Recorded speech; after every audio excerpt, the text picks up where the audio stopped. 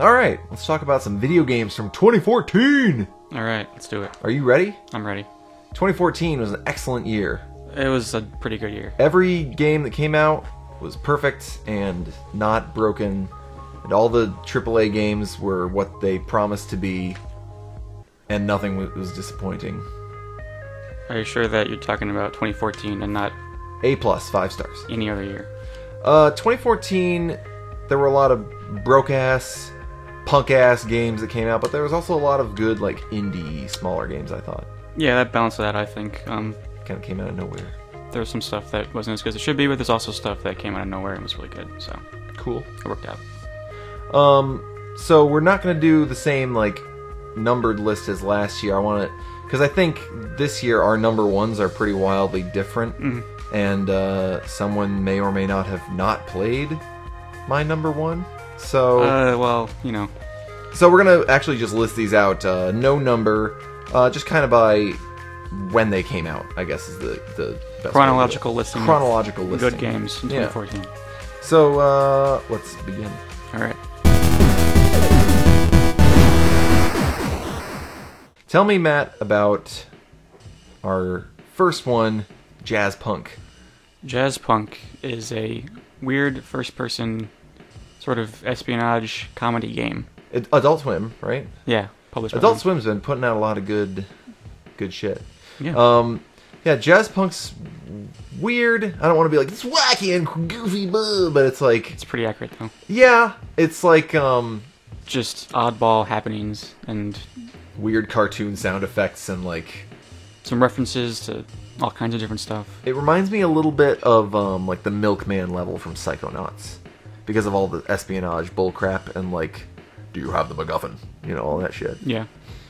It also reminds me of Blendo games. They have a couple of games that are out there for free, like Gravity Bone, where you just sort of walk around and do spy stuff. That's very basic, and weird stuff starts happening. And it's sort of like that, but more fleshed out. Yeah, a little Stanley Parable-ish in the, like, humor walking around game and, like, little things you can occasionally interact with in different ways. But I liked it. Probably the most unique game on our list. It's hard to not be the most unique game. Yeah. With your Jazz Punk. Yeah. A little short, but, I don't know. Can you keep that going for, like, 8 hours? Probably not. Probably best not to try. Yeah. Yeah. Awesome. Yep. Let's talk about the second one, Okay. which is South Park: The Stick of Truth. Yes. So, yeah, that's a weirdly good game. I did not, like, that came and went, and I was like, I don't need to play a South Park game. And I think you told me it was really good. Yeah. And I was like, oh, okay. And I wasn't playing anything at the time. It kind of made me, like, I think you said this too, it increased my appreciation for the show of South Park. Yeah, I think I've been watching it more closely than you have in the last few years. Yeah. But the game was definitely like, whoa, I remember when I really liked South Park a lot more than I do now, and the game brought that back. Reinvigorated your... Yeah. Like, the show hasn't... For a while, the show hasn't really been about, like, 4 kids in a small town, like, and their view of the world type thing, I think. Yeah. But the game kind of brings that back in because, like, the way it tells the story, like, you know, they're just wearing, like, cardboard armor and, like, cardboard swords and stuff like that, but, like, it's these big epic battles in their kind of imagination game. I don't know. Mixed in with, like, real-life events. Yeah, real-life world-ending events. Like, there's, like, zombie Nazis and shit. And yet Aliens. you're still using, like, golf clubs and crap. I don't know. Yeah. Yeah, it's really funny in a, you know, South Park way. It doesn't get... I was about to say it doesn't get, like, too, like, reliant on South Park raunchy stuff, but there is, like, that one scene... Yeah. So, I don't know, should we just describe there's what's going on with there's there a in couple general? of different scenes that I really like. Like, there's the one where you go to the abortion clinic and yeah, that's fight that's fair. Zombified giant fetuses. Yeah. Yeah, I like how everything that gets Nazified just automatically gets an armband and starts speaking speaking German. German war propaganda. But there's another one that I think you're thinking of. only one scene that I'm thinking of? Yeah. Yeah, I'm thinking of the sex scene with his parents. Yeah. Where you get shrunk down By the underwear gnomes. by the underwear gnomes. Which was that even a show reference? I don't remember that from the show. I think they were there at some point. I don't Okay, remember. they must have been. And then you're just like fighting them, chasing them through like mouse holes and stuff, while your parents are banging each other like really graphically. Yeah. And like you do like a Matrix dodge to avoid your dad's balls like swinging at you. And it's just like That's South comes Park. out of nowhere for no reason, and it's just like, what the fuck is going on in this game? So that was great. It actually is like, it's not like RPG long, but it's like got a decent amount of content. I think I played like 16 hours or Yeah, something it's like a that. good. It's like the combat system is not the most complicated in RPG this year, but it's fun and it lasts as long as the game is supposed to last, which is, like you said, around 15, 16 hours. There's a lot of content, there's a lot of shit to do. Yeah, it's a good, solid game. Yeah, I would pretty much recommend it to anyone who especially likes the show. Yeah, if you ever liked South Park. Yeah. Excellent. Let's talk about Dark Souls 2. Let's talk about Dark Souls 2. So, I like Dark Souls a lot. Yeah, you do. And I talk about it all the time, and I won't ever shut the hell up about it. I think I want to say I played Dark Souls 1 last year, so I was late to the party. Late last year, too. So I didn't even have that much time to like hype up DS2 in my head. You mean late 2013? Yeah. Yeah. What did I say, 2014? We said last year, and this is 2015. Ah, yeah, good point. Yeah, but whatever. So I didn't have that much time to like hype it up in my head, but I was definitely excited for it when it came out. And I want to kind of clear the air right away, because there's a lot of people who are like, Dark Souls 2 sucks. Dark Souls 2 is not... I don't like it as much as DS1, but there are some people who it's like, it's their preferred Souls game among Demons and Dark. It's different. I think there are some flaws with it. I don't think like the lore is quite there. I certainly don't think the NPCs are as good, or the level design quite as good, I guess. But like ultimately, it's an extremely good game from a gameplay standpoint. It's a lot of fun. Like, I don't know. I'm probably like apologizing too much for it. I guess what I say is like, play it for yourself. If it's a slightly disappointing sequel to one of your favorite games of all time, that isn't really... Exactly, right. Like, if a lot of people will say DS1 is like a absolute masterpiece, and the sequel is like pretty good and can make some people think that it's better, like, they've done a pretty good job. Yeah. And they did a really good job with Covenants. So you've started playing DS1, so you're a little aware of how that all works. I don't think you've been like invaded yet, though, right? No, I don't. I'm not human very often, so... Okay. Well, so basically DS1 had an area where, like, you just stand around and you just get constantly invaded, kind of. Or if you're part of the Covenant, you would invade other people. So there's two areas like that in DS2. And you can just, like, hang out there the whole time and just invade people consistently, or kind of gang up with other people. There's, like, a ton of Covenants based around multiplayer, and it really opens up the possibilities for just stuff to do other than the main game. Mm-hmm. The DLC, I don't know if I'm allowed to talk about DLC as part of the normal game, but like the DLC is fucking awesome. Like, it's excellent. I don't know. I love those games, and this is right up there with them. And so, yeah, it's fucking good. Yeah, having started Dark Souls and gotten not super far in it, but I've played about 8 hours, and it's really cool. And yes, Dark Souls 2, I'll probably play that too. You could eventually. assume that it is of a similar. Yeah, it's probably pretty good. It's a different, like, for being a different team, they kind of nailed it, I think. Like, especially when you take the DLCs into account, because you see how they, like, interpreted people's, like, playing of the first one and expanded on that. And they're already kind of catching up to Miyazaki. That being said, Bloodborne this year, it's gonna be fun. So, Looks cool. Play that shit. All right, I'm gonna not. I could just gush about DS2 for a while, but why don't we move on? Let's keep going. Wolfenstein. Is this the first Wolfenstein you've played? I played the original. Oh, yeah? I played 3D? the 3D, and I played a little bit of one of the PS2 ones, I don't know. But this is actually the first one I've really spent much time with, and it's just a really good shooter. Yeah. I think it was the best shooter this year. So, to lift the curtain a little bit, we had some internal debates between this and Far Cry 4. Yeah. And your reasoning, you were more of a push for Wolfenstein because you said that it was a better shooter than Far Cry 4.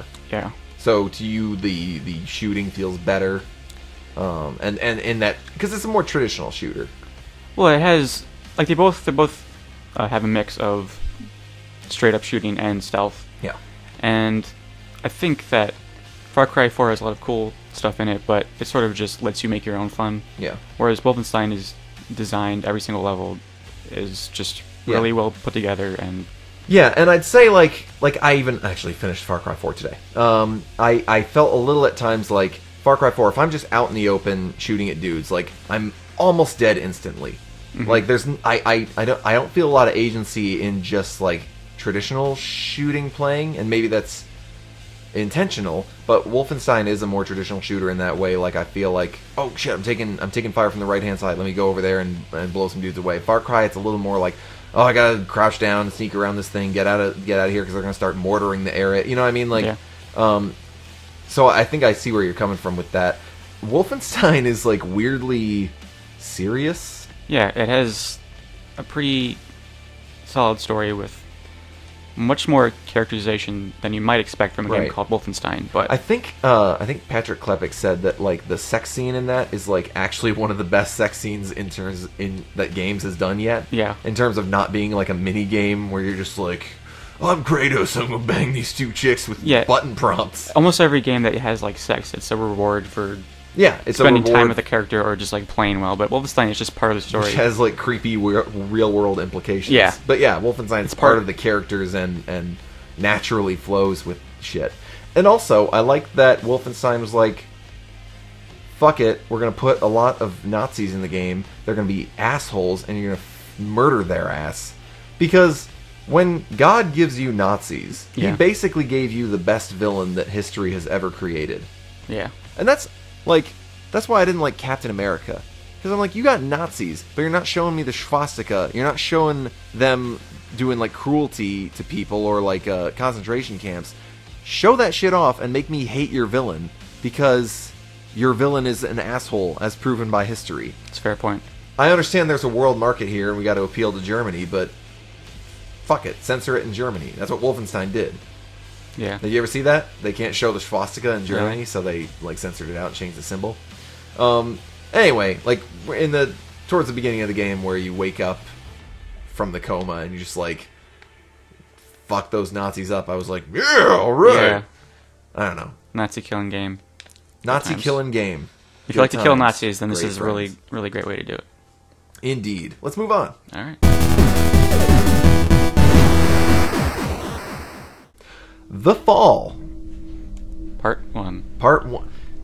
Fuck off with that shit. Well, it's one for episode I understand. 1 out of 3. So you more than I. So I think more than Matt does that the game stands on its own. But The Fall is 1 of 3. So there's 2 more coming, and depending on how they do it, I'm a fan of more of it. I guess I thought it could be fine as it was, but I don't want to get too much into the story of The Fall because that's probably its biggest thing. The Fall has a really great premise and storyline. Good atmosphere. Yeah, good atmosphere too. Obviously, the presentation in general. So The Fall is. I was actually kind of suckered in just by watching the trailer and hearing what it's all about. So you play as a armored suit, let's say that a person would wear, and you have an AI in the suit that can like communicate with you, just like Iron Man's AI. So your suit crashes to this planet, and the person inside is unconscious, and the arid system, the AI that's in charge of the suit, has to take over and find medical assistance for the person inside before they bleed out or die or whatever. They're non-communicative, so your AI is kind of like, oh shit, I gotta find something for this person. So meanwhile the planet that you've crashed on is kind of like in ruin, and there's doesn't seem to be any humans around. There's other AIs that you have to interact with, and it becomes this sort of weird, how do you convince other AIs to help you when there's no way to prove that you have a human inside you that needs medical attention. Mm-hmm. There's a very distrusting AI right off the bat who's like, human, say what describe your medical needs or whatever, and the human is unresponsive, and your AI is like, no, dude, I'm serious. Like, he can't respond. I need help. And so the AI is just like, fuck you. I'm gonna blow you down because you can't prove this. So I don't know. I just love everything about that presentation. It's a really cool story how, and especially it ties into the puzzle design well, where you have to subvert your own programming in order to access the systems you need in order to protect your pilot. Right. It's great how, like, when you pause the game, it's like the menu is like a BIOS, and you can see right on the BIOS it says like the three laws of robotics type thing, like you can't misrepresent reality, protect your human above all costs, etc. And you actually can see your functions that you can do, like shield and stuff like that. But like when you start the game, almost all of them are disabled. Kind of like Metroid, because they're only enabled when like the pilot is in danger. So there's points at which you have to actually put yourself and the human inside you in danger to like unlock your shields or whatever. So it's kind of this weird catch-22 where it's like, I'm trying to save my human, so I need to put my human in danger so I can save him. Yeah. And it's got this weird like moral ambiguity type. Like I like how you mentioned the puzzle design, because there's a whole section of the game where you are basically trying to be recommissioned as a household droid. Yeah. And so they put you through this series of tests, like feed this family or stop this baby from crying. And like every solution that you come up with is actually the exact opposite of what you would want to do in that situation. Yeah. But it tricks the computer's AI. So in a way, like other people I've talked to had a lot of trouble with the puzzles, but I actually got them more than the typical adventure game. Like I was like, okay, how can I get rid of the crying baby? Well, I'll just throw it out the window. You know what I mean? Like, and that's terrible in real life, obviously, but because the computer is like, oh, I don't hear the crying baby anymore. Must have been you taken pass. care of. Yeah. So I don't know if you like good dark comedy in there. Yeah. Or you feed like the human rotting head to the family, and they're like, yes, it has protein in it. Good. Pass the test. So yeah, if you like good storyline presentation and adventure game stuff, very light but decent combat. Light, yeah, it's serviceable. Yeah, check out The Fall. It's good. It's cool. And check out its next parts. I guess they're going to be good too. Probably be worth checking out too. What's next on the list? Valiant Hearts: The Great War. The Great War. Yes. Tell me about it. Valiant Hearts is a side-scrolling adventure game, sort of similar to The Fall, where you play multiple characters who find themselves stuck as part of World War I, and you have to. All the different characters have different goals. Like one of them is trying to get back to his wife. One of them is just trying to survive so he can return to his farm. And another one shifts that perspective. Yeah. There's the guy who really just wants to kill Germans because of what happened to his family. Yeah. And it's got this beautiful, cute art style. And it has these elements, like there's parts where you are driving away from explosions or bombs in a car, and it's timed to different classical music. Yeah. And yeah. Those were cute. Like there's this evil baron from the German side that you are constantly getting into scuffles with, and way more action-y than I thought it would be. And I don't mean that like it's an action game where you're like going to be first-person shooting people, but like adventure games typically it's like click on this item and interact with this other item. But this stuff you're doing a lot of like avoid the dropping bombs and stuff like that. Yeah. So, and what I was trying to get at was it's like a combination of a cute little adventure story with the horrors of World War I. Yeah. And neither really conflict with each other somehow. It's really well done in that way. Yeah, it's not like I was kind of being cheeky while I was playing it. I was like, remember when we in history class learned about the Great Battle of the Church, where they used the pipe organ to blow up the Zeppelin and throw grenades into it with the dog? Like it's kind of preposterous from that sense, but it doesn't. But to your credit, it doesn't like ever seem like, oh, this is in poor taste for showing it this way, because they do handle the. There are moments that are a little darker, and the horrors of war. Yeah, like especially towards the end. Yeah, sort of that last. I think it's like the last level. The last arc. It's like shit. This is getting real. Doesn't let you forget. Like there's always items you can find and like facts you can learn about that also show you how Yeah, hard it was yeah. to be part of that. It war. seems in that way. It almost seemed like a really good example of those older games. I'm guessing they still make them, but I saw them more as a kid, where like educational type games. You know, edutainment. Yeah, Valiant Hearts, especially the ending was very good. So yeah, let's talk about Shovel Knight. Okay. Shovel Knight fucking rules, bro. It's really good. It is really good. And Shovel Knight, yeah, Kickstarter's really starting to pay dividends this year, I think. Maybe last year there were a bunch of good ones too, but like Shovel Knight, The Fall, Broken Age, I played Among the Sleep, which wasn't that great, and also Neverending Nightmares, I think was Kickstarter. Like a lot of this stuff is finally starting to come out. A lot of stuff is definitely coming out now. And Shovel Knight, I think that's like their first Yacht Club Games first game. Yeah. So it's kind of astounding how good it is, and Yeah. like I don't want to say it seems like an NES game that never came out, because obviously it does some stuff that NES games couldn't quite do. But like it has it's like kind of a combination of a lot of ideas, but also something new. It's hard to do that without it feeling cobbled together, but it feels really it's of a piece. Shovel Knight is its own thing. It's like it has obvious influences, but they fit together in this way that works. And also just like character design. Like I could see Shovel Knight instantly going into like Smash Bros. And being like, oh yeah, it's Shovel Knight, I know that guy. Yeah. He's blue and he has horns and a shovel. I could see movesets for him, you know what I mean? Like he's got all those spells. He would have like a down B, like down B is that, yeah. shovel stab or whatever. The plot was weirdly good for a stupid NES game. It's like surprising. The ending was amazing. Yeah. Like a lot of good endings this year, actually. Yeah. Like I really like it when something seems really dire, but I also didn't die while doing it. Like I easily could have, but I was like just barely hung on by a thread. And also like when the first world ended and it went to that overworld, I was like, oh my god, like this game has an overworld? That's amazing. Yeah. Some just little touches like that. Also the music is really good. Music is great.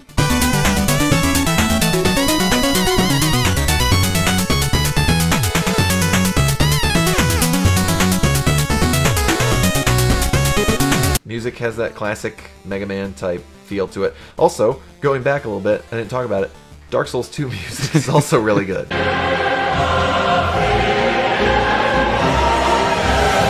Yeah. So, just remember that. Talked about that. But, yeah, Shovel Knight, I don't want them to make, like, a ton, because I feel like it could get old fast, but, like, if they make another one, I'd play it. Me too. Pretty much instantly, so... Good job, Yacht Club Games. Speaking of good job to to people. Shadow of Mordor. Excuse me, Middle-earth Shadow of Mordor. How could I screw that up? How could you have? Well, people just call it Mordor. So, I mean, yeah. Yeah, this was a good game.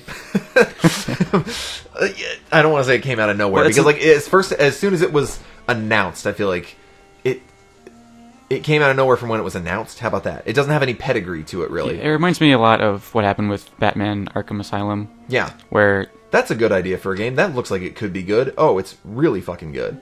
Yeah, people, because of the license and because of the history of games with that license, like they weren't expecting much, but then they actually started playing it, like, this might actually be a good game, and then it comes out and it's like, actually, yeah, this is really, really fun. I've met a couple people who are not going to play because it's a licensed game. It's one of those weird things where the license is actually hurting it rather than helping it, maybe? Well, I don't know, if it was just like some random fantasy game, Lords of Fire March, I would have I don't think many people would have played it. So the fact that it's a Lord of the Rings game doesn't really matter, because like it's not super heavy on there is some Lord of the Rings world stuff that you can get into if you want to, like there's items with descriptions kicking around, but story, really it's just like get in and start stabbing orcs in the face. Yeah, the story references stuff from Lord of the Rings a lot, but the meat of the game is just the world itself and the combat and the systems involved in the combat. and those are what everyone talks about and what really work about the game. The way I've described it is it plays like Assassin's Creed if Assassin's Creed was good. Yeah. I know you like Matt likes Assassin's Creed more than I do, but it's a little different, but yeah, you definitely see the influence there. So like Assassin's Creed 3. Yeah. I'm probably, this is probably hyperbole, but I'm pretty sure I noted the time. By the time you are the adult main character with his robes on, you're 9 hours into the game.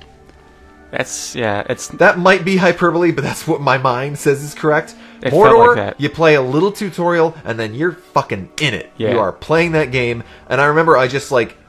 So I didn't understand the Nemesis system when people were talking about it. Like, I kind of got it, but I was like, these characters are gonna, like, remember you? Like, how often in a game do I actually die to a boss? Not that often, really. Mm. But then I jumped off the first tower or whatever, and I just ran into a group of orcs.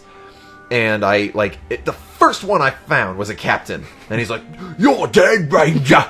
And I was like, oh, shit. And then, like, 2 other dudes ran up, and they were also both captains. That I'm like, happens. oh, there's a shitload of captains in this game. Yeah. And all of them have little cutscenes, and so you're going to run into tons of these guys in the game, and they're all going to remember you or talk bullshit to you, and they all have their own little quirks, like this one is immune to ranged for whatever reason. And so it tells it lets you create your own stories in a way that I haven't seen yet. Like Skyrim doing those like Radiant AI missions where just some dude on the side of the road's like, "Hey, help me," or whatever. Like, I don't care about that. Yeah. But in Lord of the Rings, when some dude kills me that I almost killed, and he's like, "That's what you get for messing with me," You really like, want fuck you. You want his head. I'm gonna kick the shit out of you. And then he gets ranked up or whatever, and he gets bodyguards and shit, and I'm like, fuck off. So that's a good way of doing that, and I don't want to see too many people rip it off, but I would love to see those elements put into other things. Yeah, that sort of dynamic AI where... And learning from the player. There's multiple characters, and they actually matter that they're the same one that you fought before. Yeah. Like, that could be awesome in some other games. And I like how it works actually with the plot of the game. Like, the fact that you keep coming back to life. It wouldn't work out so much if it's a game where there's not an actual story reason for your character to still be coming back from the dead. Right. You're not restarting from a checkpoint. You're just respawning. You are actually, like, a partially undead person. Yeah. It's well integrated with the gameplay and the Nemesis system. Yeah, Shadow of Mordor is just, like, it's one of those games that plays perfectly. Like, its gameplay is just... rigid and not rigid, it's the wrong word. Solid. Really good cloak tech. Cloak tech, yes, the cloak tech is excellent. Also, it ran really well on my PC. Yeah. Which is something I wouldn't say for Far Cry 4. Like, I had to turn Far Cry 4 textures to, like, low. Yeah. The Shadow of Mordor were high. So, I don't know, it optimized well for that, and it's good. Go play it. Monolith is back. What? Monolith, they're back. Oh, yeah, Monolith. So... yeah, I think I said to you at one point, like, who knew Monolith could make games this well? And you were like, the fuck are you talking about? But what I mean by that is, like, Shadow of Mordor, and that's what I meant by solid gameplay, like, it feels like the AAA-est game I played this year. Yeah. Just like I don't think I had a glitch, like, the entire time. Everything played really solid, even though you're doing these pretty complex things, like climbing structures and moving into stealth seamlessly and all this stuff, and, like, they haven't done anything quite like that, right? No, I think it's the first game anything like this, really. Yeah, so good on them for doing something awesome and new. Bayonetta 2. Bayonetta. The sequel to Bayonetta 1. Bayonetta 1. Yeah. Yes. The sequel to Devil May Cry 3. Sort of. It is a character action game. Yes. It is... platinum. It is platinum. Yep. It is fun. So you pretty much know what it is now. Yeah. In its entirety. How many more character action games like this can Platinum come out with? Well, they also came out with... Can they come out with an infinite amount? They probably can. I don't know. Because they're fairly similar. They make them in their sleep now. Yeah, they do. They're good at it. But yeah, it's pretty... like, I didn't play Bayo 1.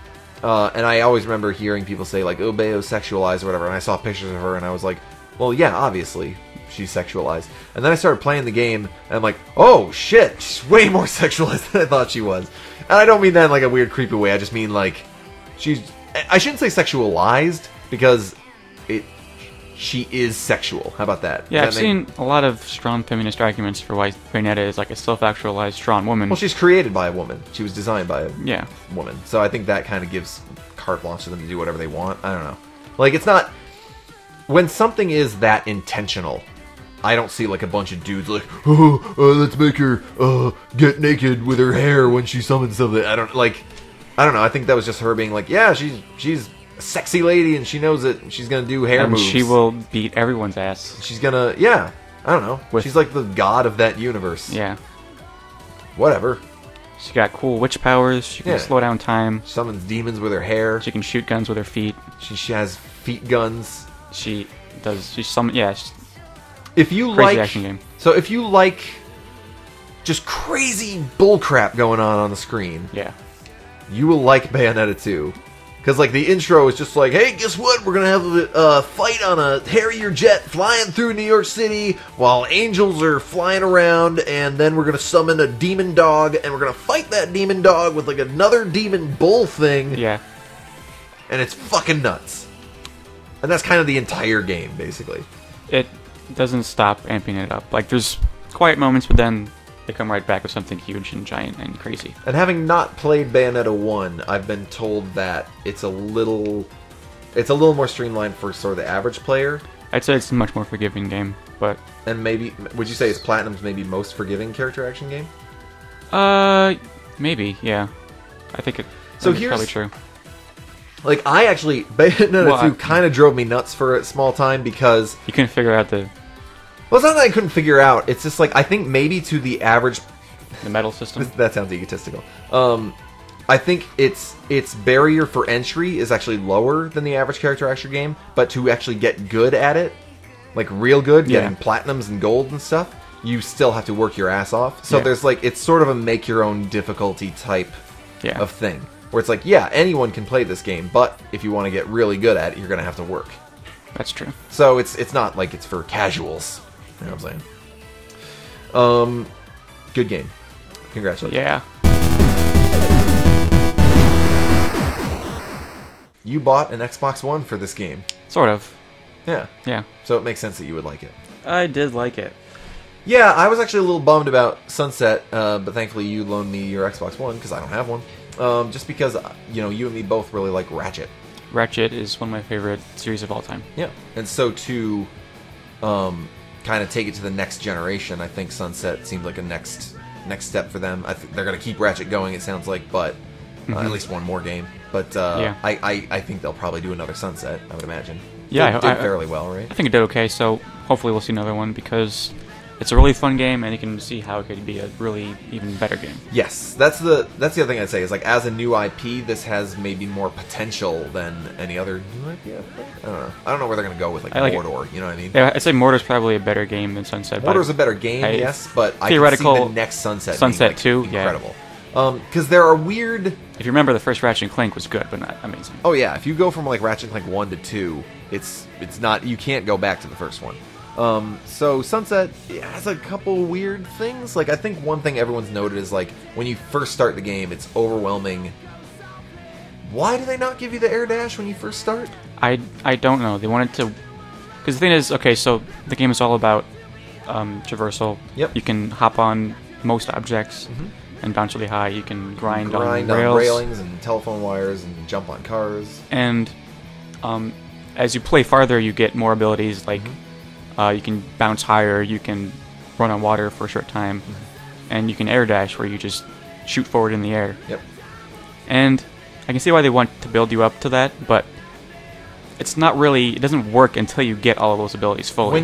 So it does, so there's two thoughts on this I have. One is they just wanted to kind of delay that satisfaction of like, oh yeah, it all just clicked together. Or they wanted to really make sure you were down on grinding and bouncing before you got that. Maybe. But in any case, the game wins for me the best traversal award. Yeah. Because getting anywhere in that game is awesome. Yeah, and it's not like that's pretty much like the challenge stuff that was based on like shooting and stuff like that I didn't really care about, but when it was like a traversal challenge I would do it right away. Yeah. Because those were fun. It's like, oh shit, see how fast I can do this thing. And they're good about teaching you new ways to like use the wall runs or stuff you might not use as often. Yeah. And still get there quickly. And traversal in a lot of open world games, to me anyway, is a slog. And I think that's why you do fast travel so much. And like, again, not to keep talking about Far Cry, what's not on our list, but like Far Cry 4's traversal was a huge chore for me. Like, I'm just like, I just want to get up the mountain. Can I please? I keep sliding down the mountain. I just want to get around the mountain. In Sunset Overdrive, I still used fast travel, but I'd say more than any other open game, I just would run to it because it was more fun. Yeah. Combat could use work. Like, I remember I was talking to you, like, I could see that game working with, like, 4 guns that just focus on different things. And maybe you upgrade them in different ways. Yeah. There's too many weapons, and they have these multiple different systems that don't really seem to change much, and they just sort of, like... That's why it needs refinement. It needs refinement, but it's a good start. The foundation is strong. Yeah, and... if they had fewer, better weapons, and more focus on upgrading those, and, like, really getting the most out of them, and it had a good, unique style to things. Like, you know, Insomniac has always been a little cheeky, except for, like, Resistance. I don't think that has any humor in it whatsoever. The other one. But, like... What's the other one? They made some game. Spyro, didn't they? Yeah, they made Spyro back they made Spyro the first one. Spyro had an attitude. I'm thinking of, what was it, Overfuse? some game that no one liked from a few years ago. Okay. Well... And it had no personality. God bless him. But, like, yeah, Sunset, whether you like it or not, has a personality. It's got, like, punk rock, weird aesthetic, and, like... Really colorful. Yeah. Oh, yes. In terms of graphics, like, I was thinking about it, like... Are these graphics actually even that much better than, like, what a PS3 could pump out? Or is it just that the style looks so good, you know, with the colors and everything, that it kind of elevates it? Like, I think people need to stop focusing on, like, raw power of the next gen and focus more on the style to actually make things look pop, you know? It looks better than, like, a last-gen game, but not because of texture resolution or draw distance. It's really just... The look of it is really nice and well thought out. Yeah. So, I look forward to more of that shit. Yep. So those are our 10 favorites. Want to talk about runners-up? Honorable mentions? Honorable runners-up.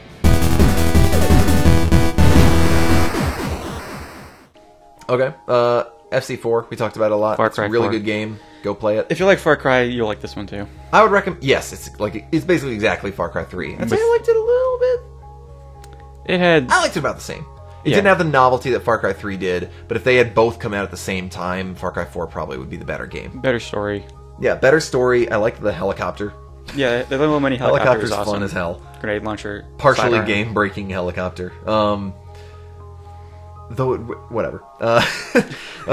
Yeah, I would recommend that game to somebody who doesn't get to play a lot of games, maybe doesn't have that much money, and wants to sink, like if you collected everything in that game, there's tons of content. Yeah, I played 40 hours and I still didn't get a lot of the small collectibles. Yeah. So. Well, you got to like 90% though, didn't you? I did get to like 90%. Okay, that's pretty high up. Yeah. I want to talk about PT. Alright.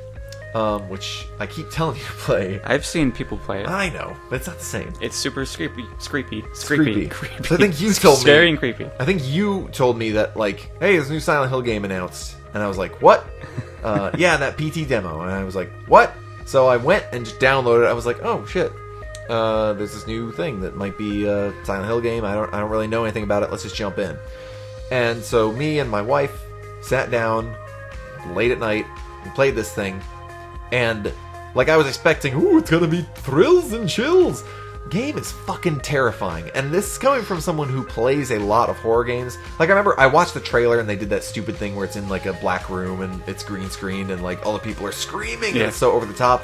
And I was like, that's bullcrap. There's no way. And now that I've played it, I'm like, yeah, I think those were genuine reactions. Because, like, if you want to have fun, just watch videos of people reacting to that shit. Because, like, they piss themselves. Like, animal instincts take over and they're just like, ah, Jesus Christ! And I think, well, so first of all, it looks incredible. Like, it's one of the most photorealistic games I've ever seen. And from a dude who plays a lot of horror games, it's, I want to say it's probably the Hideo influence on it, even though he hasn't done horror games before. He knows how to set a mood, and It's not reliant really on jump scares, though there are some in there. It's more just like this ever-present feeling like, fuck! Like, you don't know. So, it's not maybe a great game in the traditional sense, that you know exactly what you're doing and it controls really tight or whatever. It's actually, you have no idea what's going on. Yeah. So that makes it terrifying. Like, I've always said, the fear of the unknown is the biggest thing. And the fact that I still have no idea what triggers the monster to appear, and in fact I think it might be completely random, is amazing. Because you'll consistently hear this noise, like, come and go, that sounds like a ghost, like, right in your ear, going like, or whatever, and you're just like, shit, is this thing gonna pop out at any second? I have no idea. Yeah. So, kudos to him. I'm super excited for Silent Hills, even if it's nothing like that. It's a free demo. If you have a PS4, go download it. Matt. Okay. Want to talk about Nidhogg? Let's talk about Nidhogg. Yeah. Like how we're just talking about these like they're our favorite games. Nidhogg's awesome. Nidhogg is awesome. If you want to just play, especially like if you're on PC or whatever. Is that on consoles? It might be on something. I don't. It might be like Vita. I don't If know. you ever do local play on your PC, if you just have two controllers kicking around, you can do that, or with your friends on Steam who have it. Like, it's freaking amazing. It's hard to describe. It's just crazy fencing. It's like a fighting game that doesn't require the same. It's a fighting game with instant death. Yeah. It's a little like Dive Kick in that way. Well, like a match though, it's not instant. It just Right. goes until someone wins. Which Yeah, could take, it's almost it could like take forever. fighting plus traversal. Yeah, It's just a different way to do the idea of a fighting It's very game, which is two people facing each other. it's very novel and good. And go play it. Play it with a friend. You must get eaten by the Nidhogg. I'll just throw it out there. The Binding of Isaac Rebirth. I really like the Binding of Isaac 1. That's the same game. It's the Binding of Isaac. The original version. The original version. And I never really got to talk about it. I think it was like 2012 or something. So Yeah, it was a while ago. I loved that game, and Binding of Isaac Rebirth is just as good, and it has improvements. And I actually own it on PC, but I really want to get it on Vita, because that's one of those things like I'll just play that for. I'll start around in Binding of Isaac, and it'll last an hour, and then I'll just be like, oh shit, I should not have played that right before going to bed because now it's midnight. So yeah, it's good. Mm-hmm. And Captain Toad Treasure Tracker. I have not played that. It is.